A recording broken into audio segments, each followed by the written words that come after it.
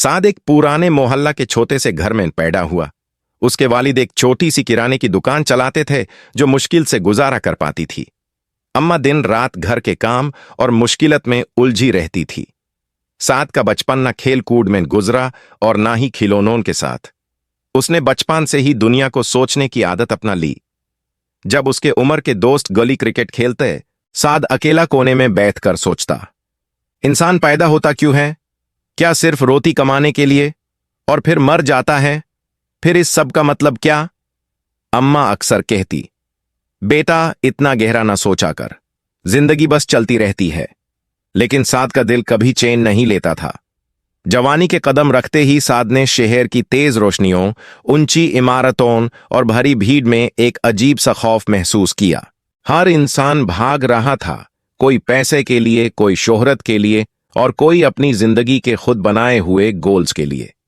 साद ने देखा कि लोग पैसे के लिए अपने रिश्तों को तोड़ रहे हैं, भाई भाई से जुदा हो रहा था, दोस्त दोस्त को धोखा दे रहा था। एक दिन उसने अपने दोस्त दानियाल से पूछा, दानियाल, तुझे नहीं लगता कि हम सब पगाल की तरह भाग रहे हैं, बिना यह जाने कि मंजिल कहां है? दानियाल हंसकर बोला, भाई, मंजिल बस पेट भरना और सुकून से सोना है। जिंदगी इतनी सिंपल है, तू ही ज्यादा सोचता है। लेकिन साद के लिए यह जवाब काफी नहीं था। उसके अंदर की आग और बढ़ गई। एक दिन साद ने फैसला किया कि अगर शहर के लोग जवाब नहीं दे सकते तो शायद सफर ही उसे कुछ सिखाए। उसने अपना छोटा सा झोला उठाया और शहर से दूर चल दिया। गांवों की गालियों में उसने देहात के लोगों का दुख देखा, भूख, बीमारी और जहालत। पहाड़ों पर चढ़कर उसने कुदरत का सुकून महसूस किया, लेकिन दिल के सवाल वैसे ही कायम रहे। जंगल के कोने में उसने लोगों को अपने बच्चों के लिए, रोटी के लिए लड़ते देखा। उसने सोचा, हर जगह दुख है। अगर जिंदगी का मकसद यह सब सहना है तो फिर इंसान के दिल को सुकून क्यों चाहिए? एक रात साद थक कर एक पुराने गांव की मस्जिद के साए में सो गया। सुबह एक बुजुर्ग फकीर उसके पास आए।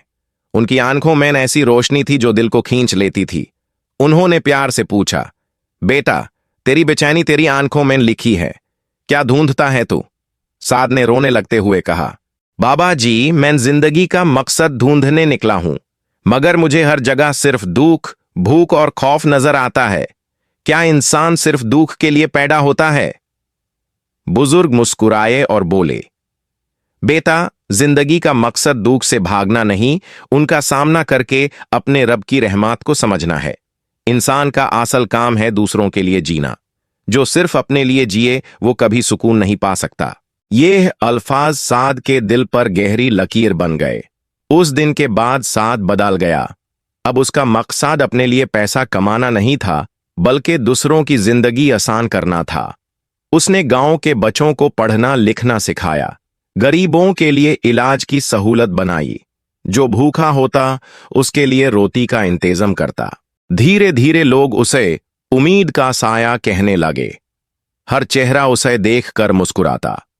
उसने महसूस किया कि असली सुकून अपने लिए नहीं, बल्कि दूसरों के लिए जीने में है। उम्र के आखिरी दिनों में साद मस्जिद के सेहा में बैठा था। उसके चाहने वाले उसके इर्द गिर्द थे। उसने हल्का सा मुस्कुराते हुए कहा, मैंने पूरी जिंदगी जवाब ढूंढा और आज यकीन कहता हूं, जिंदगी का मकसद सिर्फ जीना नहीं, बल्कि इंसानियत के लिए जीना है। जो इंसान दूसरों के दुख हल्का करता है, उसी की जिंदगी असल जिंदगी है। और साद की बात गांव के हर दिल में बस गई। जिंदगी का असल मकसद पैसा, शोहरत या सिर्फ अपना सुकून नहीं। जिंदगी का मकसद है दूसरों के लिए रोशनी बनना।